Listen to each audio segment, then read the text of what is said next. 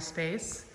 In this space, we chose the artists who had works on the largest scale, which are Franco Cuttica, Esli Escobar, and Isadora Capraro. This is Franco here. This is Franco Cuttica. Hi, Franco. What up? So tell us a little bit about yourself and how you work. All right. Yes, I'm Franco, and I'm originally from Argentina. So two strong components to my work are fire and horses. So I've been doing horses for a long time, and at first because I really admire the animal, but then as I made many of them and sold many, I realized everyone admires horses a lot. It's a good way of making a living as well. And then I arrived to painting with fire. So I paint with fire, and I use both torches to kind of shade the image rather than kind of replicating it with shading with a pencil. And I've found that it works a lot better. It's almost as if bringing out the spirit and the essence of the image from the painting rather than covering it with acrylics or pencils. How would you feel about taking that painting just to the door or to outside and showing us how you do that? Is that possible? Yeah, absolutely. Let's go. Let's do it.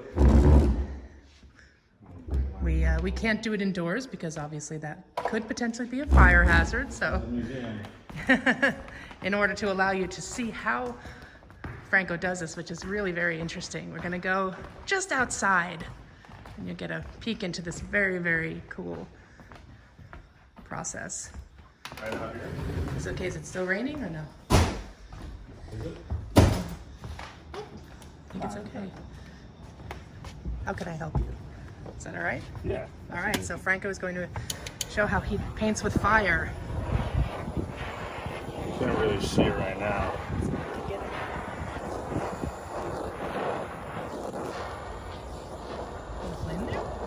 You can't see it during the day because you do a little more? It gets like washed out by the light. So what does this do? I can see it, but...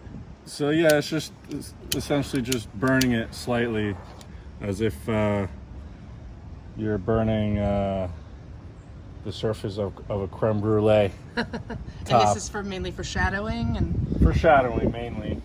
And yeah, it really kind of renders the image to looking very kind of three-dimensional.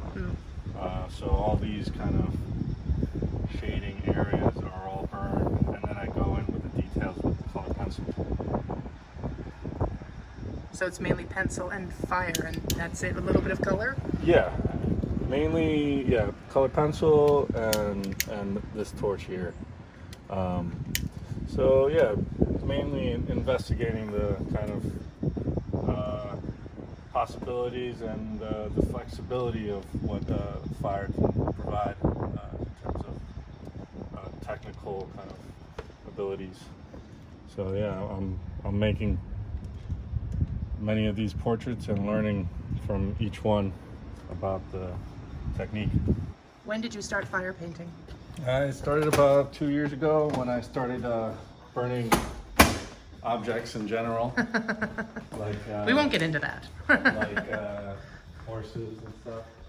So yeah, some of the horses you also char. Yeah, I char them to give them a nice kind of composition, as if putting more contrast on a photo on Photoshop. So I started burning things, and I burned a piece of plywood, and then I noticed how it would follow a line, the burning. So then I tried on canvas, and it worked out really well. How have you burnt a hole in canvas unintentionally? Yes. Yeah, here's a good example. So yeah, when I first started, this is a portrait from when I first started. I would burn too much. And I assume that was intentional. Well, that one kind of, yeah, I kind of went for it, and it made a nostril, which It is works. pretty funny. Yeah. But yeah, they're like good mistakes almost. Right. You can make it work. Here I had to patch one up because. Oh, let's see. But yeah, it's pretty interesting how the canvas doesn't really catch like normal fire. It kind of slowly smolders. Is that the word? Sounds right. Right? and later, a minute later, if you're not looking or paying attention, it can actually catch, and then it burns a hole slowly. So you have to be very careful. Yeah, it has to be very in tune because there's no going back with burning canvas. You have to kind of be very preemptive and responsible with your actions on the canvas. So then I guess my work is a kind of reflection of that balance where you focus the fire just the right amount so where it's not burning it too much or burning it too little, so just the right amount. It's kind of that in-between point that I focus on. Yeah. Very, very cool.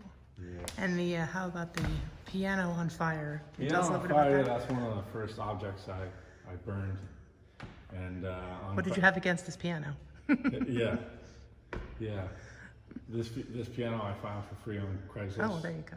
Because people give them away in exchange for you taking it out of your house. Ah, So I went on Craigslist and found this one and brought it home and burned it on the beach and made a photo series out of them.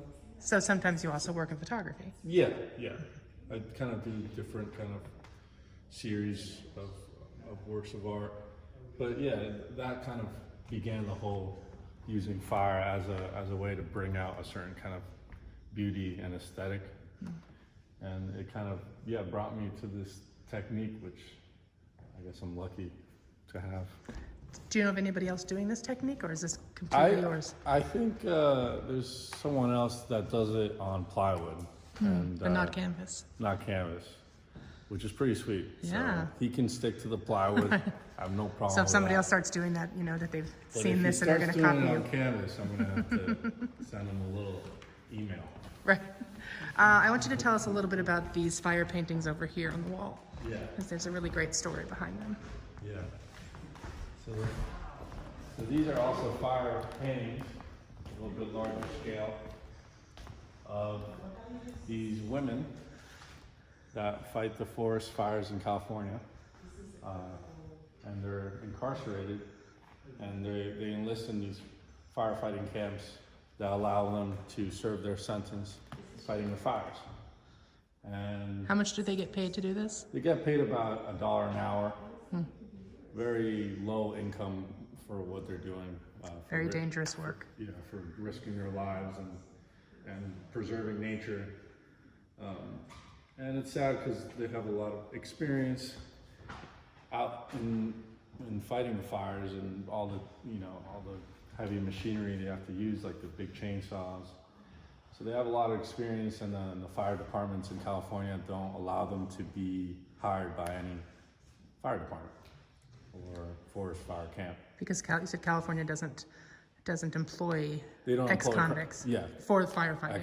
ex-convicts. Yeah. And you saw this story on television or I in the read magazine. It. Yeah, I read it. I read about it, and I thought it was very interesting, the kind of sacrifice they give and how fire is that component of sacrifice and of purification, and how they're not kind of rewarded for their sacrifice.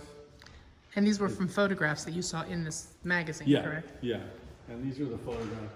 I kind of made some of them up myself to kind of keep going with the series, but I do wish to take portraits of them in person one day. That would be wonderful.